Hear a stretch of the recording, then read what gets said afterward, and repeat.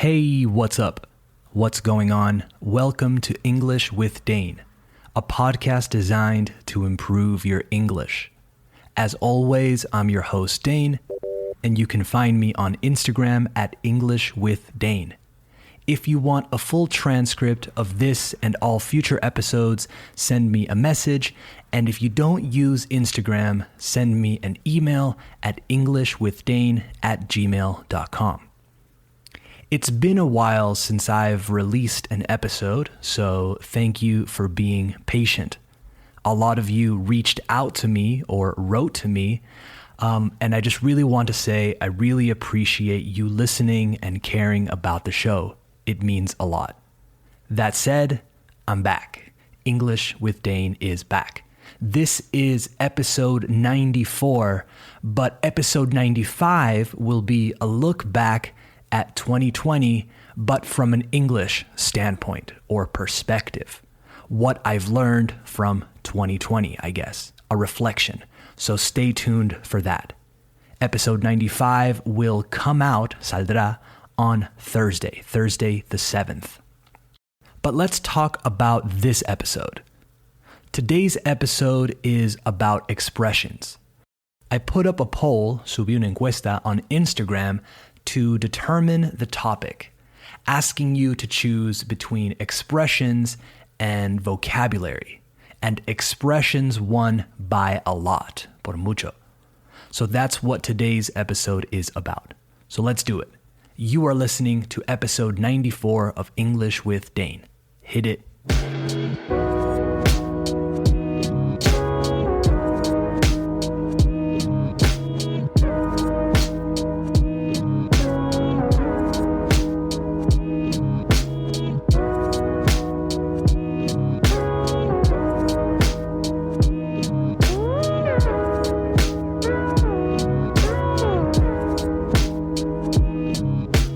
Okay, we have officially started the show, so let's talk about expressions.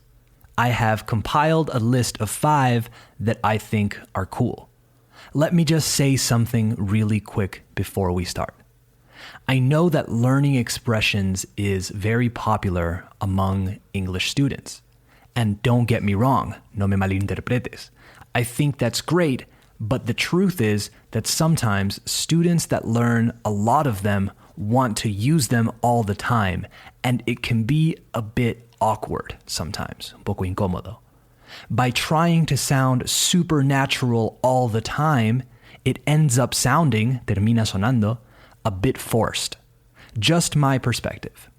Learn all the expressions if you want, but don't overuse them. A well-placed expression once in a while, de vez en cuando, sounds much better than a lot of forced ones. My objective with this episode is to give you some that can be useful to you. If you only remember one of these, that's great. I want to give you options and not tell you what to say. That said, let's start.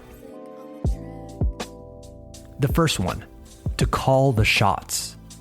To call the shots means to be responsible for making the decisions, to be in charge. It is most commonly used informally. Listen to Brad Pitt use it in the beginning of the movie Seven. He's talking to Morgan Freeman's character early in the movie. Check it out. Look, it would be great for me if we didn't start out kicking each other in the balls. You're calling the shots, Lieutenant? Yes. I read a few different explanations for the origin of this expression. The first explanation was that it comes from military marksmanship training, which is shooting training in the army, I believe. So where they practice their aim, su puntería. The explanation I read said that when someone hits their target, they have to call it, so people know you hit it. Not a bad explanation. The other one I read, I like more. The explanation was that it comes from the world of billiards, billar. When you play, you have to say which ball you want to put in which pocket. So you have to call your shot. You say what is going to happen or announce the choice you have made and then do it. This one makes more sense to me, but I couldn't find a source, una fuente, that told me definitively. Okay, next. A low blow. A low blow is a criticism or unkind act that is unexpected and unfair, injusto. Low as in bajo and blow as in golpe, un golpe bajo. You might be asking yourself, puede que te estés preguntando, wait, but doesn't blow mean soplar? Yes, it does. As a verb, to blow means soplar, usually. You blow on your food when it's too hot. You blow out candles on a birthday cake, but as a noun, it means un golpe, with a hand, a weapon, un arma, or anything else. So again, a low blow is a criticism or unkind act that is unexpected and unfair. So if you tell your friend a secret and then he or she uses it against you in a social situation, then that's a low blow. And that person is an asshole. Un golpe bajo. This expression, I assume, comes from the world of boxing and combat sports in general. One of the rules is that you cannot hit another fighter below the belt. So if a fighter hits the other below the belt, it's something that is unexpected and unfair, right? So a low blow, remember.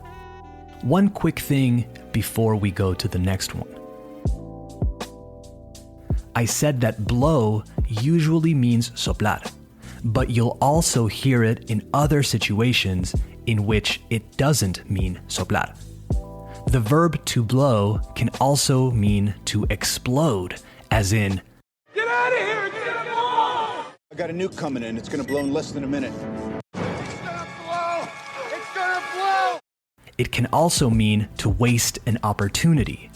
You had a job interview, but you were really late, so you blew it. You blew it! Okay, moving on. To take sides. To take sides means, okay, I'll give you a second to think. Maybe you know it already. Yes, to agree with or support one person, group, or cause and not another. So you choose a side, eliges un lado, o bando, etc. This one comes up in arguments a lot, in discusiones. You'll hear things like, you always take his side. I don't want to take sides. I want you to be on my side, etc. This is one my students rarely know, but I think it's practical. Always take his side, man, right? You always liked him better than me. That short clip was from The Goonies, by the way, from 1985. Okay, next one. To give someone a taste of their own medicine. Again, because it's a long one. To give someone a taste of their own medicine. Or to get a taste of your own medicine, if it's you. The person is irrelevant. The important parts are the taste and the own medicine part. This means to give someone the same bad treatment they have given you. Or if you are getting a taste of your own medicine, someone is giving you the same bad treatment you have given them, que le has dado a ellos. A quick note, taste. As a noun, it's the sensation of flavor, sabor, perceived in the mouth on contact with a substance. So when we touch a substance with our mouth, we are using our ability of taste. We use it when we talk about food most of the time, but also when it comes to style in general. So fashion, decoration, design, music, art, etc. We say that someone has good taste. To have good taste is tener buen gusto. You like to go shopping with your friend because she or he has great taste and can help you pick out clothes, for example. All right, one more before we finish up. To be blindsided. To be blindsided or to get blindsided means to surprise someone, usually with harmful results. Okay, resultados dañinos, let's say. It's blind, as in when you can't see, ciego, and side, as in lado, but with an extra ed at the end. To be or get blindsided. So the term blindside comes from sports, or maybe the military. Everything seems to come from the military. But in sports, your blind side is the side of the field, del campo, you can't see. It's a very common term in American football. When the quarterback gets the ball or receives the ball, and he's looking down the field to find his receivers, he's turned, está girado, either left or right. His shoulders and hips, caderas, are turned either left or right. So either his left or right shoulder is pointing forward. That means he can't see who is coming from behind him. Sometimes an opposing player will break through the line and tackle the quarterback from that blind side. That's what being or getting blindsided is.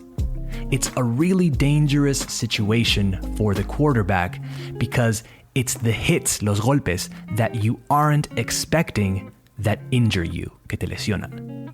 So, to surprise someone, usually with harmful or negative results. You can be blindsided at work with a deadline, project, sudden change, cambio repentino, etc. You can get blindsided in a friendship or relationship if someone has been lying to you, te ha estado mintiendo, and then comes clean or admits to the truth, etc.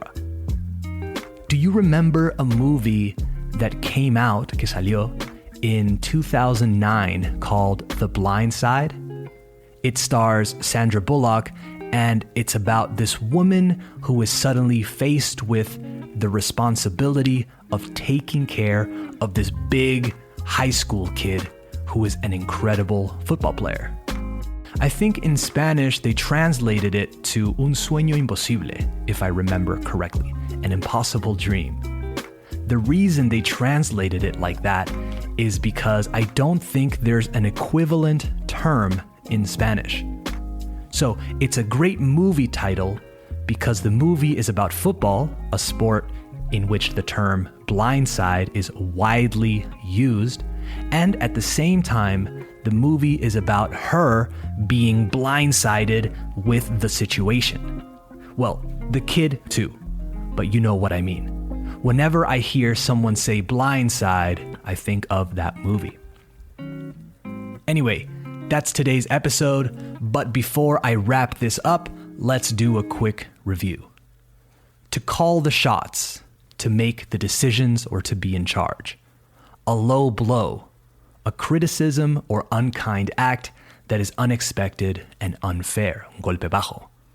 To take sides, to agree with or support one person, group, or cause, una causa, and not another. You can also say to choose a side or to choose sides. Then we have to get a taste of your own medicine, to receive the same negative treatment that you gave someone else.